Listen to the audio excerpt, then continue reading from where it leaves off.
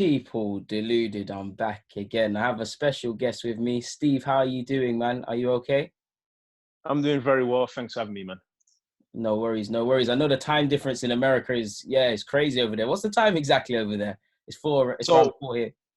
yeah, I'm on the West Coast. So this is the furthest back. I think I'm 8 hours behind you. But even within the United States, there's time differences. So New York's 3 hours ahead. It's 11 o'clock there. Chicago is 10 o'clock. So it's all crazy. But where I am, it's 8 hours behind you. Okay. Obviously you can't do much traveling now, sadly, for what's going on globally, but are you ever affected by like jet lag and stuff like that? I'm quite interested to know. Yeah, not just when I'm just like traveling by just for fun, it's a bit easier. But when I played here in MLS, you actually, if you're playing in New York, you'll leave 2 days before the game to adjust to the times because it's a 6 hour flight to New York from Seattle. It's Oh, wow. almost at yes, it is the other side of the country. So if you leave Seattle at 8 a.m., you'll be getting to New York like early evening over there. So you normally go 2 days before the game. So it does affect you in that sense. Wow. Wow. I mean, that's interesting to know because, I mean, it's naive of me, but I would have thought everywhere in America took like half an hour max to get to, but 6 hours, that's like a holiday in itself, really. Exactly. The best way I explain it in the football in terms is, I grew up in Tottenham and, around the Arsenal-Tottenham rivalry. And, they're like, 20 minutes from each other. But here, the local rival is a 3 hour drive. That's the difference. Wow. Wow. Yeah. Yeah. Preparation must have been crazy. I might as well delve into that. What is the preparation like around playing in the MLS with, the traveling 2 days before and things like that? And how does it differ from England? Yeah, you have to be ready. Everyone that's ever come over here. I mean, one of my teammates was Freddie Lundberg, who obviously Arsenal fans know very well. Freddie and I played a couple of seasons together. It was something that he had to adjust to because he just wasn't used to it. In England, if you have a game on Saturday at 3 o'clock, some teams, if it's an away game, will leave the night before, stay in a hotel, get up, play, and come back after the game. Some teams leave the day of. It's that sense. In MLS, an away game, unless you're in Seattle and you're playing Portland or maybe Vancouver, everything else is a flight. So you're flying, for 17 away games, you're flying at least 15 of them. Some of them, like I said, is 6 hours New York. Chicago is a good 4 hours. Houston's far, Orlando's far. So you do a lot of traveling. You have to go 2 days before for the East Coast games where there's a time change. And then if it's LA or somewhere a bit closer, you'll go the day before. But it's a flight. Even LA, which is a close game for us, is a 2 hour flight. So wow, it's different adjustment in that sense. You miss training days because if you play in New York at 7 o'clock on a Saturday night, you're staying overnight. You're not coming back that night because there's no flights. So you're staying over in New York that night, and when I played in MLS, you flew actually commercial. You didn't fly. The team didn't have its own plane. what's going on now? Yeah, exactly. So now they're moving towards, everyone flying in their own plane, etc. But back then we were just on the plane with everyone else. So there was no flights at midnight from New York to Seattle. So you'd have to leave first thing Sunday morning. So essentially, Saturday game, you leave Thursday, you're there Friday, you play Saturday, you come back Sunday. It takes 4 days for one game. Yeah. That is crazy. To say it's crazy is an understatement. I mean, let's dig into your MLS time. How have you? Obviously, you've played for a number of years in the MLS. You're now doing things off the field. You've obviously lived a significant part of your life in America. How have you seen the development and the changes in football? And do you think the MLS is getting bigger? Do you think the gap between that and the European counterparts is getting smaller? Yeah, it's a really good league. So for me, it's like, I once was someone who lived in England and looked at Americans playing football and they call it soccer and the league's not that good and all of that. I've lived there for 13 years in America. And, obviously I split time between here and London back home. But no, primarily I live here in America, and it's a fantastic league. It's a fantastic league. It's a league that when I was born in 1996, so relatively speaking, compared to some of the football institutions in Europe, it's very young. But I started playing in 2009 in MLS, and there were 15 teams in the league. There's now 26 teams. And it's growing. It's probably going to get to 30, 35 at some point. They just want to keep growing, expanding. It's a very, very big country. So you're making room for very good players. Just some of the players who've come to MLS, I mean, you're looking at some of the English legends, Rooney, Gerrard Lampard, they've all played here. Different phase of their career. Beck's obviously, he's the first one. He's the legend. He changed MLS in a lot of ways. Thierry Henry was here, got to play against Thierry a few times.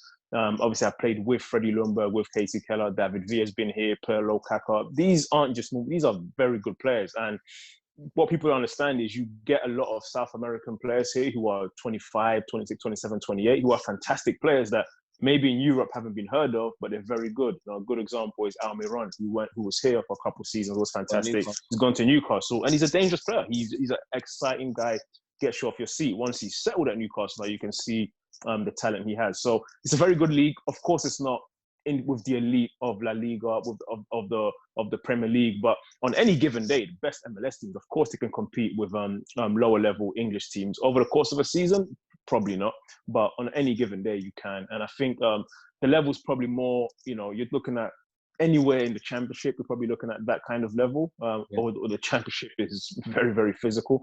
But MLS, yeah, it's a good league, man. Good league, great facilities, good fan bases. It's growing, it's getting better. What do you feel, with that being said, and obviously as someone that knows the MLS more than myself or people watching this via my channel, what do you think is needed to kind of bring it, obviously it's not going to happen overnight, but kind of bring it closer to the European counterparts, or make it a league where, with all due respect, when people think of football, they think of the MLS first or second or third sort of thing? Yeah. And a couple things, time. I think it's just part of it is just they just can't rush the process. They've got to take their time and just wait and keep growing.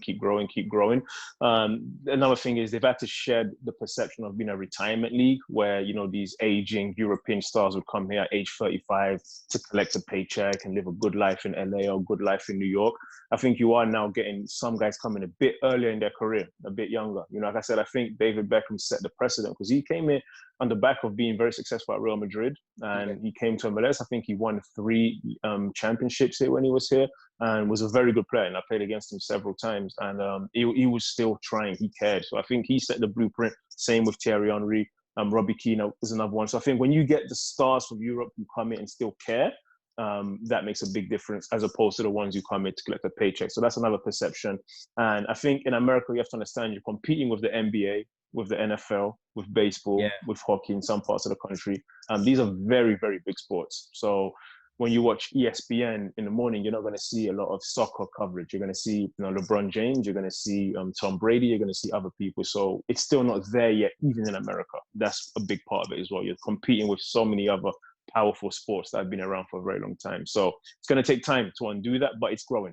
It's probably the #1 most played youth sport in several parts of the country now. The kids love it. They're playing it. We get all the English games here. So everyone watches the English league. The Bundesliga is huge here. La Liga, Serie A. People love the sport, but it's just a country of 300+ million people that are interested in other sports that they've had for 100 years. That sets me up for another question I've just thought of perfectly. You've mentioned that it's becoming one of the #1 youth sort of sports. What about the national level? Because you kind of answered it, but it's like if I had a kid in America and with the demands in the game, according to their height and stuff, I'd probably push them more towards NFL, baseball, NBA and things like that. So it was interesting to hear that soccer point. So what do you feel is happening in terms of the national game and development in terms of the national game? Because you're seeing a lot of people, a lot of kids, American kids actually find their way into Europe early. Like one of my personal favorites, is it Gio Reyna? I believe he's at Dortmund and he's doing quite well. So what's your thoughts on that? So Gio Reyna's situation, his dad obviously is a legend here, Claudio Reyna, who played, in England, in Scotland, for the national team in the US. So it's good. So I think, you're getting the kids playing early. What would happen before is a lot of kids would play, they would go to soccer practice and then they'd finish and jump in the car and run to their baseball team practice. And the next day it'd be basketball. They did every sport. You're starting to get a lot more specialization. There's good and bad in that. So you're getting kids now from age 8, 9, 10, 11, where all they play is football, our sport. And so by the time they're 14, 15, 16, they're way further developed than the previous generation. There's more visibility of MLS. It's on TV a lot more. There's more MLS teams across the country. So it's very likely that the city you're in will have an MLS team that you can actually watch and become a fan of and growing up, which is what we all have in London, for example. So they're getting a lot more of that. I think the coaching quality's got better. You've had an influx of European coaches. You've got great American coaches who have learned the game a bit better as well. So the coaching obviously is better. Facilities are first class in a lot of places. A lot of the MLS facilities, the training grounds, the stadiums, it's really, really good, even at the academy level. So they're getting that as well. I just think the game's growing, like in a natural sense. It's just more exposure, more visibility, great facilities, coaching's better. And so the players are going to develop. And then you're getting Christian Pulisic, you're getting Weston McKennie, You're getting Gio Reyna, obviously, who go to Bundesliga very, very young and become very successful. That's going to show a lot of players here who are in academies and are really good that there's a pathway there as well. So that helps as well. That's a great, you've answered that superbly. I just want to ask, because in England, it feels like the ethos changes. It's only now I feel we're having a specialized DNA. Before it was whoever sort of popping. It was the Brazilians, it was the Spaniards and things like that. You mentioned influx of foreign coaches and stuff. So it's like, what is the sort of ethos or emphasis in the American game? Because I hear a lot about fitness and being able to run, and you see NFL and things, and it kind of makes sense. It's a very physical league. MLS, listen, MLS games were fast. When I was playing in those games, it was fast. I think the more, the older I got, the more comfortable I got, the better player I got. Of course, the game slows down for you. That happens at every level. But in terms of a physical game, it was physical. I mean, we in MLS were fortunate to play European teams when they stopped here on their preseason tour. So I played against Chelsea twice, played Celtic, played Boca Juniors, played against Barcelona. This was the Pep Guardiola Barcelona at their peak. And you kind of got to see the different styles that they played. But in terms of physicality and quickness, we can match anybody here in MLS. Like, it's a very physical league. With that said, it's a very technical league now as well. I think you still have, to be completely honest, the top end players who, for me, can play anywhere. Carlos Vela, for example, he's fantastic. If anyone gets a chance to watch LAFC, watch that team. They're coached by Bob Bradley, who didn't do so well at Swansea. I don't think he got the chance there at the time, but he's a fantastic coach. He's a tactician. He thinks the game. He learns the game. You have Jesse Marsh. I know Jesse. He was, I played against Jesse, and Jesse coached New York here for a long time. And then Jesse's now with Red Bull. Did a great job in the Champions League, gave Liverpool fits. So it's, the coaching actually is very good. Every coach has their style. I don't think they figured out exactly what they want to be from the national team level till now. I think the coach they have now, Greg Berhalter, he wants to play. He wants to possess. He wants to build out the back and things like that. But in times past, America was about pace, power, strength, and making it hard on your position. And that's how they wanted to play. But they've always had special players. Landon Donovan, Clint Dempsey. Like, these guys, Clint's a good friend of mine. I played with Clint for a couple of years. He's a fantastic footballer. He's a fantastic football player. And he did well in England. So I think they haven't figured out an exact style, but the league is moving more towards technical ability and tactics. Okay, that makes sense. So as someone who, I'm not going to sit here and say I watch MLS all the time, but it's like, who's the biggest team? Who's the most marquee players? Who's the sort of trailblazers or the showmans, or how everyone flocks to City and Manchester and Liverpool and stuff? Yeah. I'm going to be obviously biased and say, where I am in Seattle, we kind of set this, we kind of set the trend, because before we came into the league in 2009, no one had seen a fan base like Seattle. The fan base was absolutely nuts. 30,000 people in the games at the time. Now it's gone up to average of 40,000. It's loud. Wow. It's well followed. Great supporters, which is massive in MLS. You now have that around. The two teams who I think are also on par with that is Atlanta, who can get 70,000 fans a game at times. Fantastic team. They've got a really, really wealthy owner who also owns the NFL team in Atlanta. So he's pumped a lot of resources into that team. They do well. And then there's LAFC. LAFC for me is the best team to watch in MLS. I think they only lost 4 games last season. They were playing some unbelievable football. Carlos Vela had, I think, 34 goals and 30 assists, something insane like that. He was really, really good. So that, I would say, are the 3 teams for me that are marquee. But historically speaking, I mean, LA Galaxy, how could you not? They've had all the top players there, obviously from Beckham to Landon Donovan to Robbie Keane to Steven Gerrard, Giovanni Dos Santos. Zlatan was there just recently, and he was really good as well. So there's some good teams here, I think. But anyone who wants an intro into the league, if you get a chance to watch an LAFC against Seattle game, a game like that, you'll see the very high quality of the league. That's a great answer. Let me go back to your playing days. So what was it like playing in the MLS week in, week out, putting yourself back there at the time? Was you kind of pleasantly surprised by the demand and the interest with the team? What preconceptions did you have of MLS? What was your general thoughts of playing in there? Yeah, I arrived in a league not knowing what to really expect. The good thing I said is I started my career with Seattle, and we had, before we ever kicked a ball, we had 20,000 season tickets sold, which was unheard of back then in the MLS. Our opening game against New York were 30,000 fans. It was loud. I had a coach here who's a legendary coach in MLS circles. My teammates were Freddie Ljungberg and Casey Keller, 2 guys who were pros who showed me the way. So for me, it was just a great experience. I adapted the league pretty quick. You know, my first game, my debut, I came on as a sub. I had an injury in the preseason, so I wasn't quite ready. But then the second game of my career, the following week, I had an assist. The following week after that, I scored a goal. Then I had another good game after that. Then after that, I scored a goal. So I think the fact that I was able to affect the game right away from a young age, it gave me so much confidence because I felt like I belong and I should be here. There was a big jump from my first year to my second season. In my second season, you know, the game became a lot easier for me. Like it was slower. I knew I was always good. I always had the ability. You know, I came from a style at Arsenal that, you know, I played with so many great players there as well. But the coaching staff there from a young age always encouraged us to try things. And when I came to MLS at the time, nobody played in the way I played because it just wasn't a part of the DNA here. So I was always pretty much, if I could go on the pitch and show myself, I knew I was going to start. As long as I could impact the game with goals and assists, I knew, you know, I'll keep my place in the team. But my second season, you know, I was the top scorer here.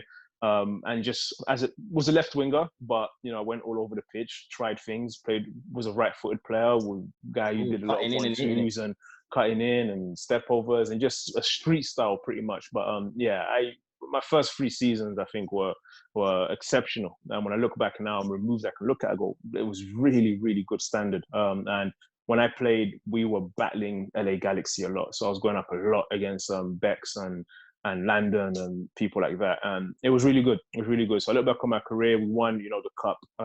My first 3 seasons, we won the cup every season. And we made the playoffs every single year. I scored the team's first ever playoff goal. So a lot of accomplishments to be proud of. But mostly for me, it's just the fact that from day one, I was a starting 11 player. As a young player, I came in, was starting, and it just was a dream. You know, sometimes look across the pitch, I'm left mid, Freddie Ljungberg's right mid. I used to go to Highbury to watch him. And now you know, we're teammates, and yeah, and then, you know, we're passing to each other, and we're training together. Our chairs in the locker room was next to each other. So it just was those things that what I look back more on, you know, getting to know Thierry Henry, for example. This was the Michael Jordan of my childhood growing up. And then, you know, exactly, he's the king of the Premier League. And when we played Barcelona in 2009, I told Freddie Ljungberg, I said, you need to introduce me. Like, I would never ask this, but I said, this is Thierry Henry, man. You got to introduce me. And Freddie did. And then the next year, Thierry came to New York and he remembered. And so he sought me out when he came to Seattle. And then I got to have dinner with him. So I look at those experiences more. I had a nice connection with Beckham as well.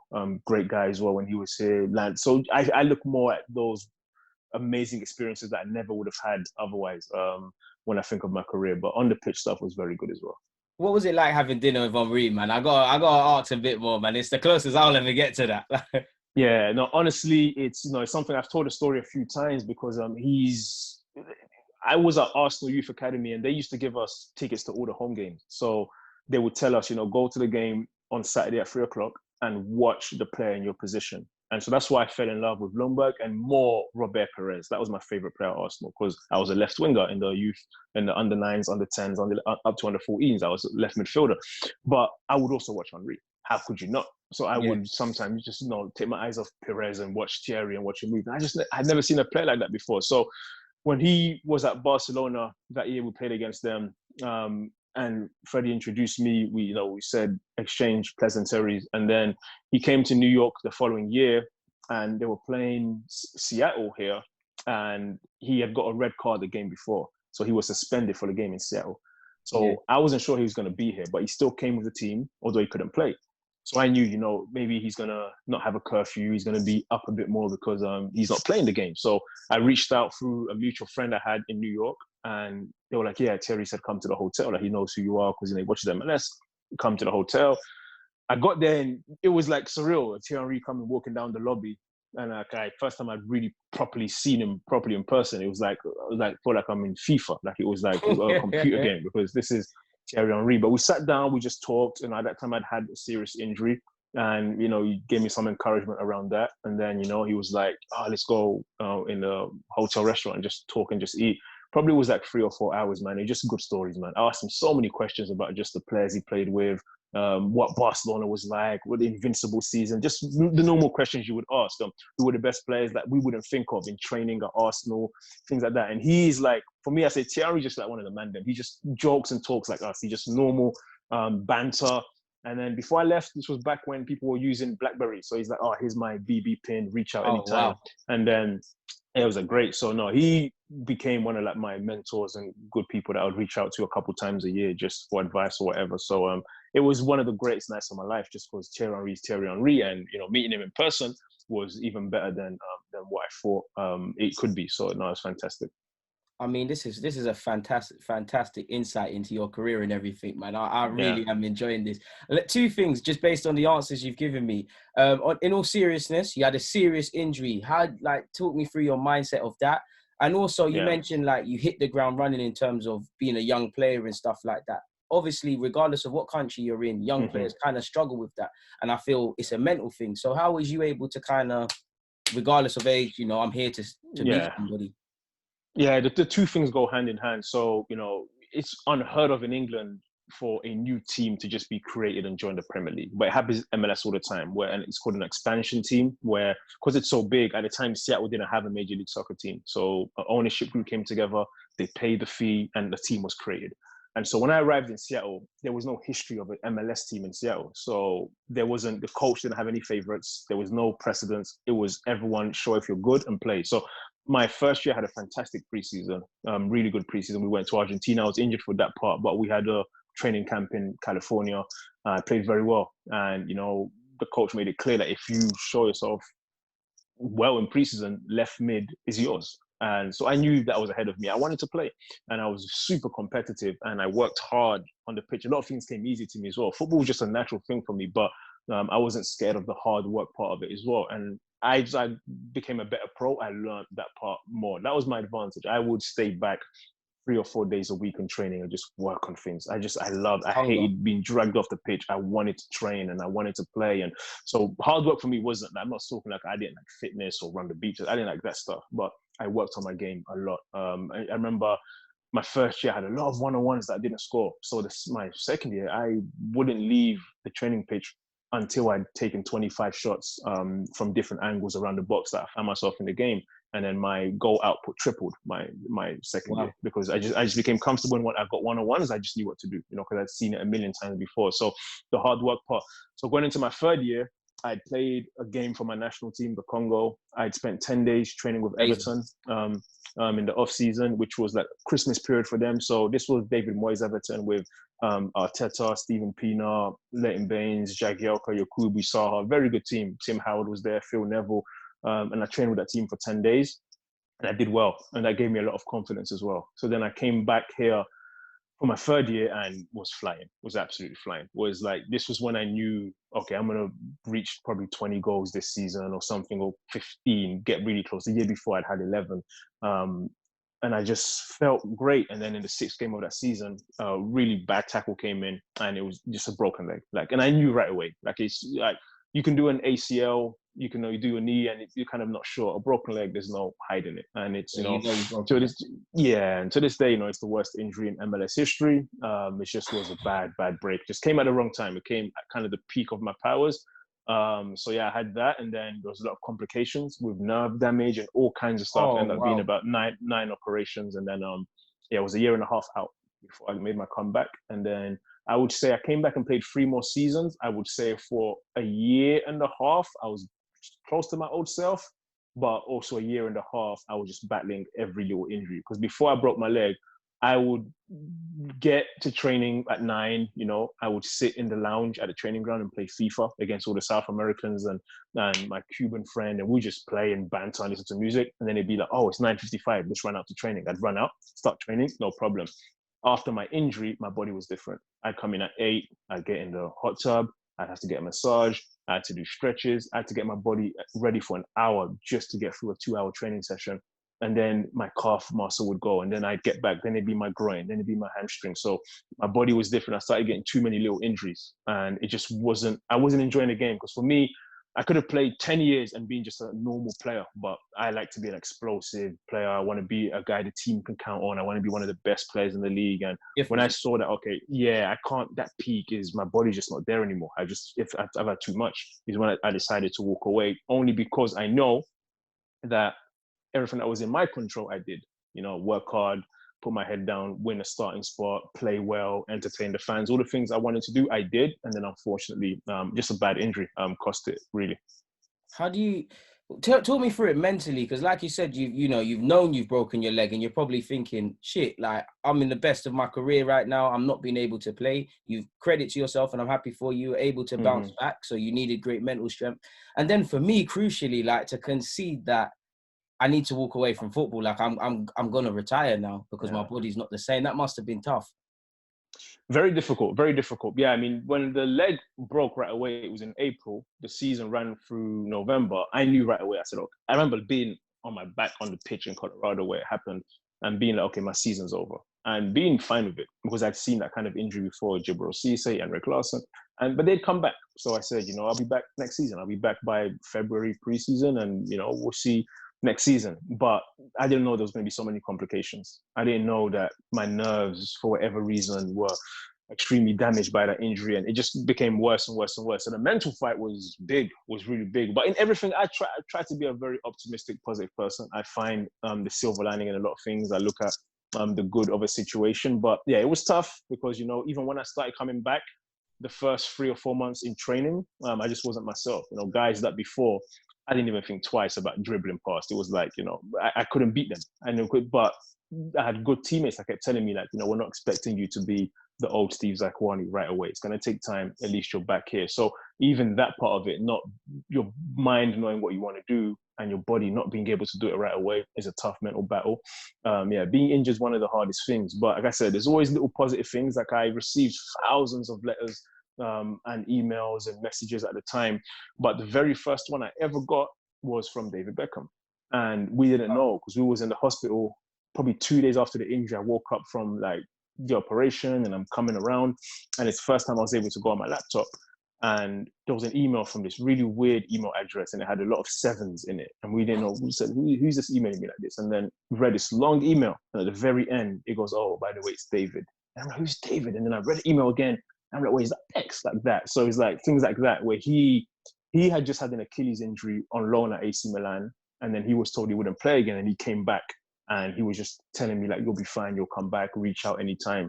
So you get little silver linings like that, where, of course, that motivated me more. This is the King of England reaching out, saying, go for it. So I held on to little positive things like that will happen. Like I said, I received not just from him, but a lot of players around the league, fans, young kids, so much support. That kept me going for a very, very long time.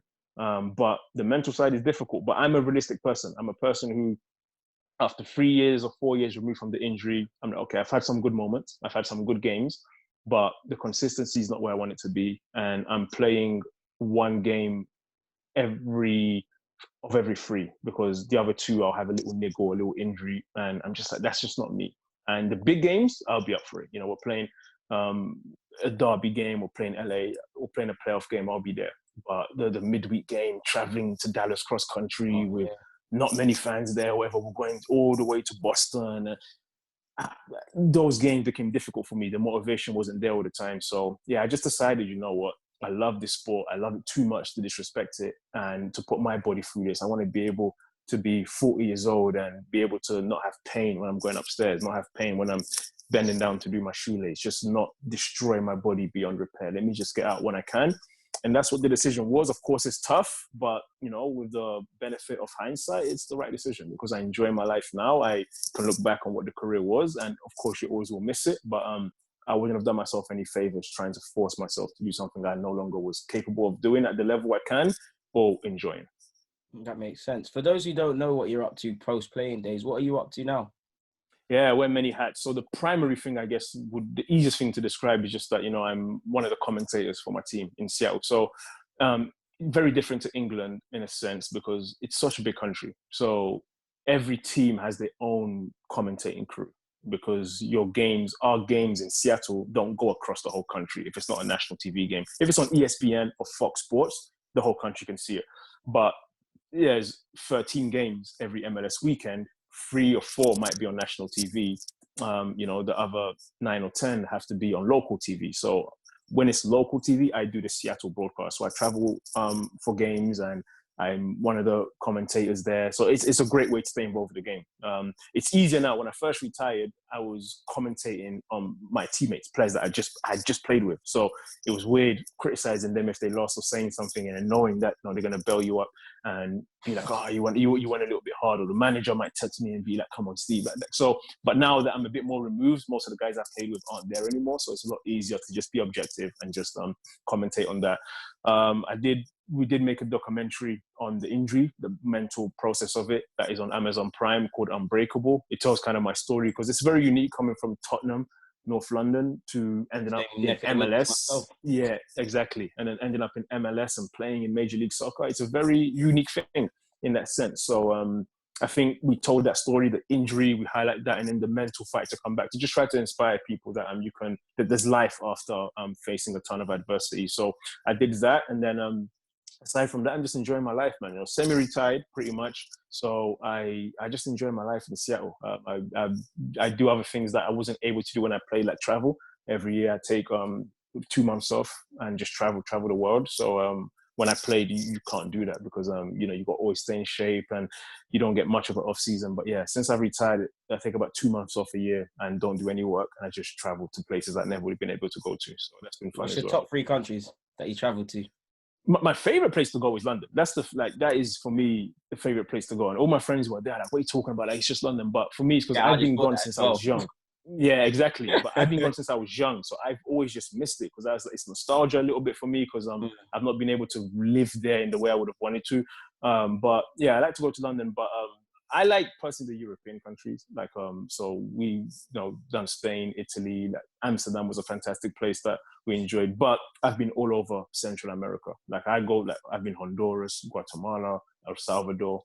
I even went there when I was playing Champions League games there, Mexico. So yeah, Europe for me. I'm a London guy. European cities, I love the history, the tourist part of it as well. But I also do enjoy going to obscure places that I never would have thought I would be able to go. And then America's so big as well. So I travel just within the United States.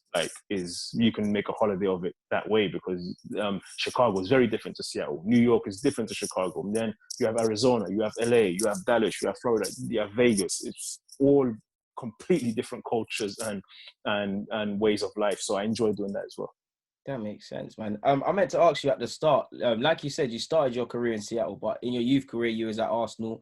How did it, I don't want you to spoil the documentary, because I want to watch that myself, but how did it happen? How does, you go from Arsenal to, and watching on Reed to, you're about to play first team as a teenager in Seattle?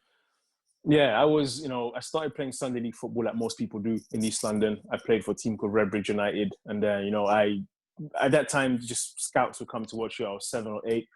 West Ham, I trained with them for a little bit. I trained with QPR for a little bit. And then ultimately, I trained with Arsenal. And Liam Brady pretty much took me and my dad into his office and was like, you're going to sign with Arsenal. Like, we're starting our under-9s team. You're going to be a part of it. Like, we're not letting you go, essentially. So I said, no problem. And then within, I think, a few months, Arsene Wenger had arrived at the club. And then everything changed. Like, it was a top-down change where he came and changed the way the youth team trained as well. I think he took all the coaches, told them how he wanted football to be played. So at Arsenal, I remember we would do passing drills, simple warm-up passing drills, pass and follow. If the ball bubbled or left the ground, it was a disaster. It was a disaster. Like, the whole drill would stop, the coach would call you out. So it was so ingrained in us to be clean with our passing. And even though I'd forgotten about that for years, I remember when Lumba came to Seattle and he was the same. All the time we'll be saying the same things. I'm like, it really is just in you once you've been a part of Arsenal. So I spent 5 years there, traveling with Arsenal, playing in a bunch of tournaments, played with really good players in my age group and the age group above. Like, in my time at Arsenal, I mean, Jay Bufford was there, Rohan Ricketts was there, Ryan Smith, who followed me to MLS eventually, one of my great friends, Jamie O'Hara, Neil Kilkenny, like really good footballers that were there as well. And then behind us, Jack Wilshere was coming through. Iwobi was a little bit younger at the time. So Bristol was a great environment. And, I did that for 5 years until eventually they released me. And I don't want to spoil the documentary, but I went back to Arsenal for the first time in 20 years, or almost 20 years, and confronted Liam Brady and some of my coaches to ask, why did you guys release me? And they talk about it, and it's pretty interesting. So I left that, and then eventually I just kind of went wayward. He was doing a bunch of other stuff, and then before I looked up, I was 17, 18. I'm like, oh, I don't have a pro contract. Like, what can I do? It's like, go America, try it that way. And that's how it ended up. Just leaving England for a change and then coming to America, trying my luck. And then fortunately, it paid off. Did you have, I meant to ask you this as well, in a healthy way, did you have a healthy arrogance that kind of helped you? With all due respect to America at the time and England, did you go it thinking, you know what, I've been at Arsenal, I'm not being funny, but yeah, I can play first team here, I could dominate this league, like the levels are different? Yeah, I knew I was good, and I always knew I was good. But I think there are some footballers who, no matter what happens, their confidence is super high. I'm not one of those people where, like, if I had a bad game, it would affect me. I'd be like, no, why didn't I play well? Why was my touch off? Whatever.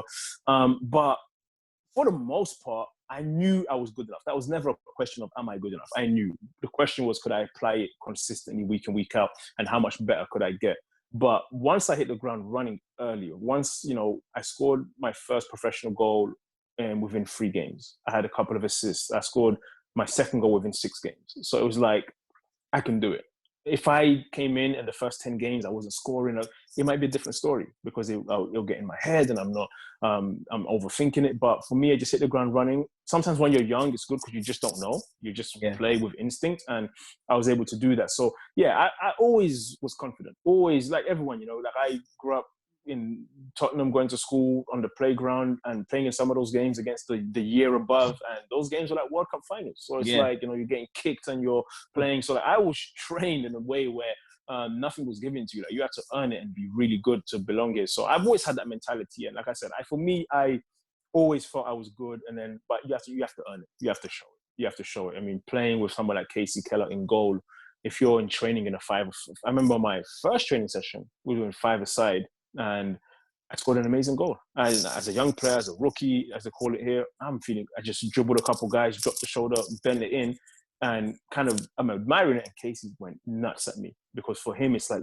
track back right away. So it was doing those small shifts of becoming a pro where it's like you're always on. You can't score and admire the goal. You have to track back and work. And so I never shied away from the hard work. Probably took me a year before realizing what hard work really looked at the pro level, how to take care of my body, how to eat right, sleep right, those things. But in terms of playing ability, never doubted it. Always knew I was good, had supreme confidence in my abilities. But like anyone else, would go through ups and downs as well. That makes sense. So if you was to summarize your career in terms of like best team you've played against and with, best team you've played against, best player you've played with and against, who would you go for? Best game you played in? Goal? I mean, the easiest one is the best team because it's 2009 Barcelona. This is just after they'd won the 6 trophies, or maybe at the time 5, before the World Club Championship. They were in America on the tour, and we had just played Chelsea 2 weeks before.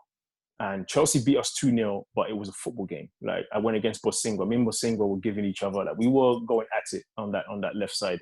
And Chelsea were good. Drogba, Alex, Ballack, Terry, Lampard, all tanks, all big, strong. But they beat us 2-0, and they were in pre-season, but I felt like we had a chance and we moved the ball well, and it's a game of football. 2 weeks later, we played Barcelona, and these guys looked like kids. Apart from Yaya Toure, he was a tank, Henry and Zlatan. Everyone else looked like kids. They looked young. They never lifted weights in their life. To this day, I say, look, this was not a game of football. Because I don't want to disrespect them by saying that we were playing the same sport, because we weren't. What they were doing was something else. I don't know what they were doing, but it wasn't what I was doing. Because I'm not going to disrespect what they were doing. What they did on that day in Seattle, it changed my life forever, my football life. Opened my eyes. The tactics that this guy Guardiola was making them play, because I was marking Dani Alves. That was the right back. It was like, go against Alves. And I've seen every kind of right back. I've seen aggressive right backs. I've seen the ones that like to overlap, the ones that stay back. I ain't seen anyone like him where on a goal kick, the right back would be the highest player on the pitch. So as the left mid, I'm like, do I go all the way back to my left back? Where do I stand? Because he's standing 2 feet from Messi. They're both just standing there. Where normally you play football, everyone has positions. They didn't care. They would stand 2 feet. Him and Messi, essentially, the whole game were holding hands, and then they would draw you to them. And then once you get there, it's 1-2, 1-2, and they're gone. So that was an experience for me, an eye-opening experience. They beat us 4-0. Messi scored 2, as expected. He touched the ball like 7 times. He wasn't interested, but the 2 times he came alive, he scored 2 goals. It was just a lesson. It was a lesson. So that's the obvious one, the best team. The best players I've played with, honestly, the best player I've ever played with was Obafemi Martins. Good choice. He is, oh my God, what a player. He was here in Seattle. He's the best player that's ever played for Seattle and was one of the best players in MLS in his 3 seasons. I think he was here for 3 years before he got a massive payday in China and went there. But he's the best. He's the best. He is by far the best. He did things in training that you can't explain. Never went to the gym, never did weights, was the most strong guy, his legs, so agile, doing backflip. He just was special. His intelligence, the speed, acceleration. I remember him from Inter Milan, how good he was at Inter Milan. And, he's played at Newcastle and Wolfsburg. So I knew he was a big player, but playing with him and getting to know him was special. He's a fantastic player. Best games were against LA Galaxy. Like I said, for me, it was always a privilege to play against Landon Donovan, to play against David Beckham. Those were players I wanted to test myself against and prove that I belong. So that was good. Robbie Keane was there as well. So that was always kind of the benchmark for me. And I had good success. I scored a few goals against them as well. And 2 best goals career. One was against a team called Chivas. It was like a FIFA goal. That's the goal you dream of scoring, a playground goal where you pick up the ball and you dribble 4 or 5 guys and dribble the goalkeeper and roll it in. I was able to do that one. So that for me was like, that's the goal I'm used to scoring in training all the time, where I just want to get the ball, just take people on. So to do that in a game in front of 40,000 people, I think it was my 10th goal of that season. It just everything came together. And then another goal against New England Revolution, which was a goal I don't score typically, which was a volley, hit the crossbar and went in, like a Tony Yeboah kind of volley, which I never score those kind of goals. So I'll take that one. That's the only time I'll do that ever. And so it hit it sweetly, hit the right spot, and it went in. So I was happy about that. But yeah, those were kind of the experiences from that perspective. You've had some rich experiences, man. Rather, I wouldn't say negative tone, but away from football. Obviously, let's call a spade a spade. You're a black man that's grown up in London and America. Obviously, what's happened in America isn't so much different from London. I mean, we could be here forever talking about what's happening and stuff. How does it feel? Almost being there live in the ground. A black man living in America, seeing this, it's gripped the world. There's all sorts of marches and things like that. What's your thoughts on it? Yeah, I mean, I'm used to it, my whole life, essentially. Like you said, it's the same pretty much in the UK, like just with the racial profiling and being aware that you're black. So I've always been used to that. Being here in Seattle for many years, you can be protected from it because of what I did for a living. Because, I've been pulled over years ago. And when the police guy came over to the window, he looked in and he goes, "Oh, you can go. Good luck this weekend." So you get a little bit of protection in that sense. But the issue is, what about the day they don't recognize you? What about when you're not wearing your kit or your team's tracksuit and you're just, wearing a hoodie, walking around your area? So in those instances, yeah, you feel it definitely. So, and I spend a lot of time here in the lower income areas, just, trying to understand what's going on in their lives and stuff, and hearing some of their experiences, their stories. It's not new. It's something I've lived with and we all live with as black people. You just know, you walk into a room and you try and make everyone else feel comfortable, or you have to, if you walk into a shop, you probably think, I should probably take off my hood. Things like that, small things that no one else has to think about. We have to think about always to make it clear we're not threats. So I think it's just a long-term frustration we've always had. And then it erupts every now and then. You see it happened 5 years ago here when Mike Brown was killed in Ferguson. It's happened now that George Floyd was killed. And no, it's not about George Floyd. It's about the years and years and years of oppression that come to the forefront. But I think the honest truth has to be said between England and the United States. They're both fundamentally racist countries. I think you just have to say it. And I think the issue is, the issue is I was talking to my dad yesterday, was talking about just different things. And the way we were taught history in school, like about the British Empire and things like that, you hear the good side, but these guys were going to African countries and murdering people, amnesia, and taking over. Collective amnesia. Exactly. So it's like, if you teach that truth, we can all be on the same page. But the fact that it's been hidden, it's been whitewashed, it's been turned into a hero story, we were helping you, I think it doesn't do anyone any favors. And so the denial, I think, is the biggest issue in a lot of white communities, where they don't want to accept what is actually being done and how far back you've set African people. So I think those are issues that everyone has to keep talking about. I'm glad the talks are being had now. I'm not as impressed with all the outward signs, everybody taking a knee and every team putting out black squares and making PR statements. I think you need real changes. The Premier League has been about since '92, almost 30 years, and probably has had 5 black managers.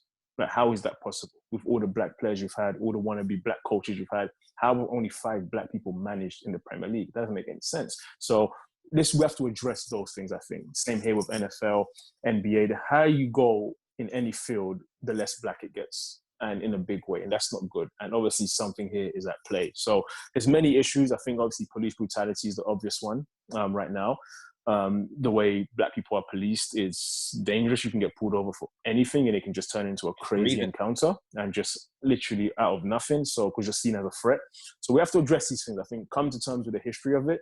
And the burden isn't on black people to solve anything or do anything. We're just existing, living our lives, and people in power have to acknowledge that a great injustice has been done and have to go almost out of your way to rectify and overcorrect what's been done wrong for so many years. So I want to see that reflected in who gets hired to coach in the Premier League, who gets hired as CEO to run the big tech companies and things like that. Think people they've been overlooked for years that have been very qualified need to start getting those opportunities. And I think hopefully the conversation now will be like that and will be a lasting one. That's my hope. That's a fantastic answer. And you've articulated very well the sentiment of me and a lot of black people all over the world included, man. Let's hope for change. Sadly, have you had to deal with any I know you mentioned that you could, for want of a better word, kind of get away with it because of your status at the time and stuff. Was there any times during your playing careers that, you know, that just didn't wash? Like you still felt prejudices or just blatant out racism? No, so fortunately in MLS, the MLS fan base is actually more of a younger fan base, very diverse fan base for the most part across MLS. So I even talked to some of the black players in MLS and no, never experienced it like in a stadium, never like that, never on my team, nothing like that. What I did was growing up. It was growing up playing youth football, Sunday league football, yeah, all the time. Like it just was. It was said. It was, and then you had to be okay with the racial banter and that. No, I wasn't okay with it. Like I'm not having that. So no, I did in that sense, and it's in the sense more of being in airports, for example. I can be in the airport and you know you're being racially profiled. You know, and I'm walking and the guards who are in the airport kind of patrolling will walk, and then as I walk by, they'll turn, make a U-turn and follow me to see where I'm going. Things like that. You sit in that sense, and walking into a shop knowing you're being watched, and if not just watched, being followed at times, because you're literally there to buy a £2 drink and you're being followed, and you know you're a grown man, you pay a mortgage, you pay taxes. So it's mind-boggling to think that someone would follow you over a drink or crisps or whatever. So in those senses, yes. Fortunately, during playing, never had it. We've never had an openly racist towards a black person incident in MLS history, I don't think. So fortunately, but of course it exists in society at large. But yeah, I'm fortunate to say that when I played, I never experienced it. But away from the pitch, definitely, and growing up, yeah, definitely. That's sad, man. That's sad. But on a rather light-hearted tone, I mean, I know you're doing your MLS and you've been in MLS, but once a Gooner, always a Gooner. Finally, tell me your thoughts on Arsenal as a whole this season. You must be watching us. Yeah, I watched just the other day. I watched the game, and you know, it's weird because I was back there again. I went to the training ground. This was right before Lundberg became the first team coach. I went to see him when he was coaching at under 23s. So I stopped by, had a nice catch up with Freddie. We had a chat. We spoke about the club, different things, and then shortly after that, about 3 weeks later, Emery was out, Lundberg was promoted. So I felt a change was coming, and then Arteta coming. I knew would be good because, you know, Arteta, he's brilliant. I trained with Arteta when I was at Everton for that 10-day training stint in my off-season in 2010. So I remember seeing him on the pitch and just being like, this guy is fantastic as a footballer. So his style of football suits Arsenal. He's a great Arsenal player as well. So he needs time. He needs money. I think Arteta needs to get his kind of players in there. There's too much disparity. You have really good players at Arsenal, and then you have players that I don't think are good enough for where Arsenal want to be. I just don't think so. I think Arsenal, growing up, Arsenal was a powerhouse. Players 1 through 11 were strong, and then you had people like Nwankwo, Kanu, Sylvan, Wiltord, Edu on the bench, Ray Parlour. These were good players for their time. That were subs. I think the drop-off is too good. From the best players to the worst players, the drop-off is too big, and you need to bring in just better players in certain positions, I think. But I think Arteta definitely is the right man for the job. I'm not really reading too much into what happened in the last game, because you go to City, your defender gets injured early on, you're playing Man City, like, It's gonna at happen. Man City, like, let's be honest, these guys are going to create chances and chances. It could have been 6-0 without the performance of the goalkeeper. So, yeah, it's more what's going to happen in the games going forward. I think this season it is what it is.